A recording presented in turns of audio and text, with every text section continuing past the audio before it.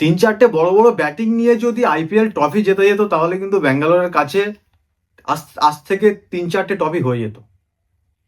কারণ হায়দ্রাবাদ যে ফর্মুলাতে খেলছে এটা কিন্তু বহু আগে ব্যাঙ্গালোর এই ফর্মুলাতে খেলে এসছে, তাই জন্য কিন্তু ব্যাঙ্গালোরে 18 বছর ধরে কোনো ট্রফি ছিল না। তো হায়দ্রাবাদ যেভাবে খেলছে 3-4টে বড় বড় batsman, head Abhishek Sharma, Klaasen, নিচে অনিকেত বর্মা, এখানে কিন্তু এই বেশি দূর যেতে পারবে না। জোর কোয়ালিফাই, জোর ফাইনাল 1-2বার, ট্রফি কিন্তু পাবে না।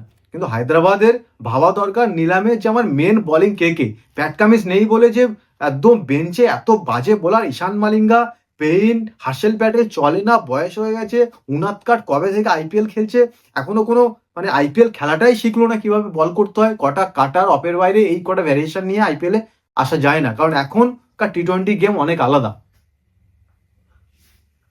যদি বলছি ব্যাটিং ভালো, কিন্তু ব্যাটিংয়ে কি হলো, টপ 3 পড়ে গেল, তবু রান হয়েছে ব্যাঙ্গালোর পিচ বলে। হায়দ্রাবাদ যদি এই ফর্মুলাতে খেলে যে কটা বড় বড় ব্যাটসম্যান নিয়ে খেলবো, তাহলে কিন্তু জেতা খুব চাপ।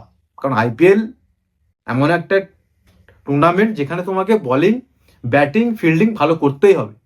আর Gautam Gambhir Indian head coach বলেছিল যে ব্যাটিং ম্যাচ জেতাবে 1-2, আর বোলিং কিন্তু টুর্নামেন্ট জেতায়।